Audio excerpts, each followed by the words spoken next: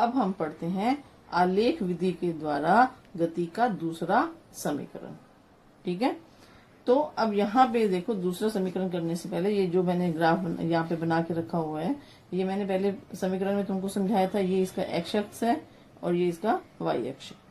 ठीक है, यहाँ तक, यहाँ से ये O है, ये जहाँ पे दोनों एक दूसरे को काटते हैं वो कौन सा बिंदु कहलाएगा? O बिंदु कहलाएगा। ठीक है, और यहाँ से इस पॉइंट तक, ये जो पॉइंट है यहाँ तक जो है वो क्या है? इसका प्रारंभिक वेग u है, और धीरे धीरे वेग जो है वो बढ़ता बढ़ता कहाँ तक पहुंच जाता है? v तक पहुंच जाता है। ठीक है, और ये देखो, ये वेग इस तरीके से बढ़ता जा रहा है। ये अपना ग्राफ है, ये ए बी ग्राफ है, ढाल जो बनी हुई है। ठीक है, तो ये इसको जब हम इसके साथ में नीचे आके मिलाते हैं तो इस बिंदु डी बिंदु के ऊपर मिलता है, और ये जो डिस्टेंस, ये जो कहलाता है, ये क्या कहलाता है? समय कहलाता है। ठीक है, इसका मतलब ये हुआ कि समय भी बढ़ रहा है और साथ में वेग भी बढ़ रहा है। प्रारंभिक वेग इसका u था, अंतिम वेग v हो गया।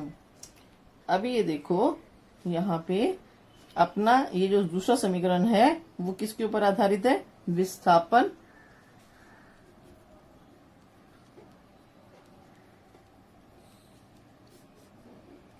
समय संबंध। विस्थापन समय संबंध को आलेख के द्वारा निकालने के लिए हम यहाँ पे देखो, ये मेरे पास में पूरा का पूरा ये क्षेत्रफल है। इसमें अपने को एक क्या दिखाई दे रहा है? ये त्रिभुज दिख रहा है, त्रिभुज ए बी सी का क्षेत्रफल, और दूसरा उसमें क्या दिख रहा है? आयत ए ओ डी सी का क्षेत्रफल। ठीक है, क्या दिख रहा है अपने को यहाँ पे? त्रिभुज ए बी सी का क्षेत्रफल प्लस आयत ए ओ डी सी का क्षेत्रफल। ठीक है, आगे बात समझ में? तो अब त्रिभुज ए बी सी का क्षेत्रफल क्या हो जाएगा? 1/2। ये किसके बराबर हो जाएगा? 1/2 आधार गुना ऊंचाई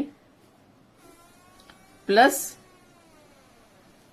लंबाई गुना चौड़ाई, लंबाई गुना चौड़ाई, ये आयत का क्षेत्रफल हो जाएगा।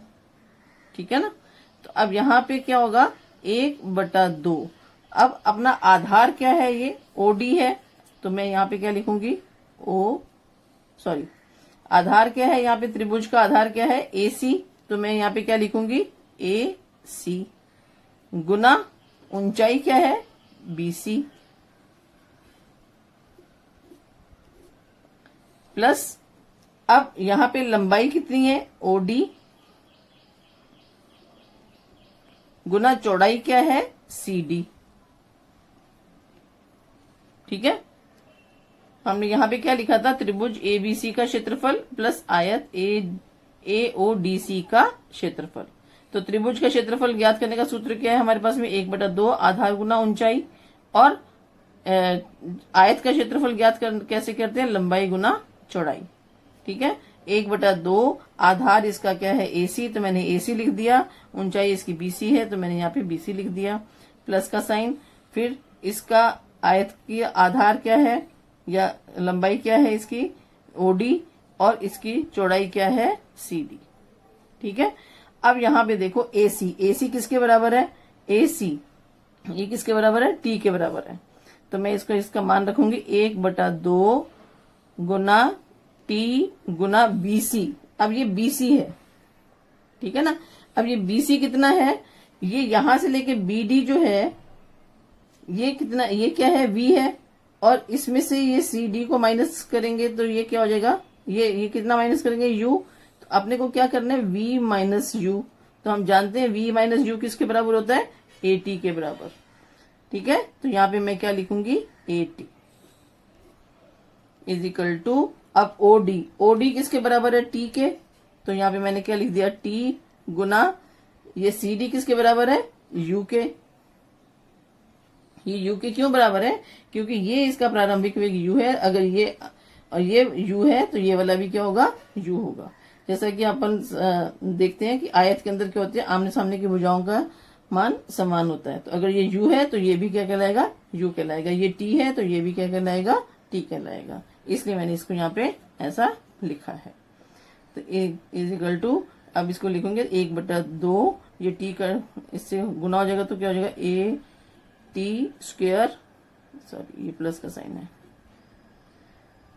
Plus u t। तो अब यहां पे क्या हो जाएगा, s इज इक्वल टू, अब इसको मैं अच्छे से लिख दूं, u t plus half a t square. ये गति का अपना दूसरा समीकरण हो जाएगा।